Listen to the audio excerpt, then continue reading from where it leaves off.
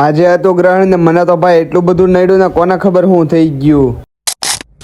તો very good morning, જય Dwarkadhish. Welcome back to my new mini vlog. ને અત્યારમાં મસ્ત મજાનો તૈયાર થઈ ગયો હતો ને વીર જવું તું છાશ લેવા માટે.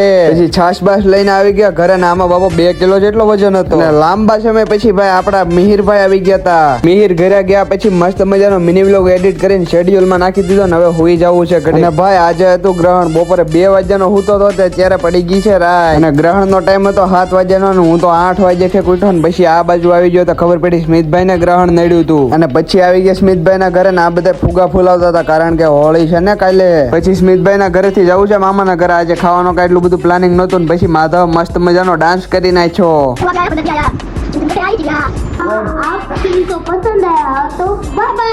અને પછી કોને ખબર હું છું ને તો માધવ ઘડીક માં રોવા માંડ્યો. અને એના પપ્પા એની માટે પણ હોળીનો સામાન લાવ્યા હતા ને એ બધું મને દેખાડતા હતા. તો આજના વ્લોગ માટે એટલું જ. લોંગ વિડીયો જોવા માટે નીચે આપેલી લિંક પર ટચ કરો. મોર મિની વ્લોગ જોવા માટે લાઈક શેર સબસ્ક્રાઇબ ફોલો કરવાનું ભૂલતા નહીં. Tata bye bye.